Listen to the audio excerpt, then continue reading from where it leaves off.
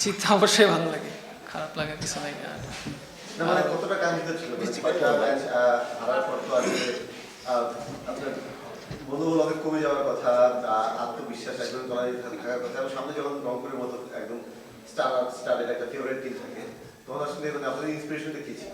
না, অবশ্যই হারাটা অত ভালো না, বাট আমরা চেষ্টা করছি যে সব প্লেয়ার যাতে ডাউন না হয়ে যায় এবং প্রত্যেক দিন প্র্যাকটিসে তাদের বেস্টটা দিয়ে এবং প্রত্যেকটা ম্যাচের জন্য রেডি থাকে সবাই, যাতে আমরা মানে অ্যাকচুয়ালি জেতার জন্যই মাঠে নামি। বাট আনফর্চুনেটলি মানে 6টা ম্যাচ চলে গেছে, বাট কাম ব্যাক করতে পারছি এই ম্যাচ। ভালো না করলেও আপনি তো কনসিস্টেন্টলি ভালো করছেন সব ম্যাচে অলমোস্ট একটা দুটো মানে সো ওই সময়টা কেমন লাগে আর নিজেকে কিভাবে ইন্সপায়ার করেন? না আসলে হারার পরে আমরা সবাই নিজেদের মধ্যে কথা বলি, বা হোটেলে সবাই একসাথে বসি, আলাপ করি যে আসলে আমাদের কোথায় ভুল হয়েছিল বা কী করলে ভালো হতো। তো আবার সেম প্ল্যানে পজিটিভ ওয়েতে আবার মাঠে নামি, আবার চেষ্টা করি যে ম্যাচ জেতার জন্য মানে মাঠে খেলি, বাট রেজাল্ট একটা হয়ে যায় আর কি। জুবিন লিটন দাসের উইকেটটা নিয়ে যদি বলতেন, অসাধারণ একটা ডেলিভারি ছিল, কোনো প্ল্যান করছিলেন কিনা, সেট আপ করছিলেন?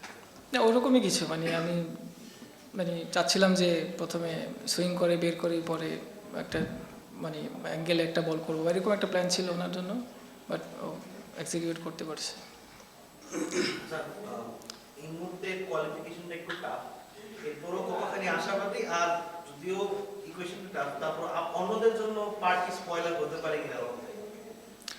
না আমাদের এখন মানে প্ল্যান যেটা মানে আজকে জয়ের পরে আমরা চিন্তা করতেছি আমাদের প্রত্যেকটা ম্যাচই গুরুত্বপূর্ণ। আমাদের মানে আজকে যেভাবে খেলেছি অবশ্যই বাকি ম্যাচগুলোতে আমাদের সেম এফোর্ট থাকবে ইনশাল্লাহ, আর আমরা চেষ্টা করবো যে জয় নিয়ে মাঠ থেকে বের হতে।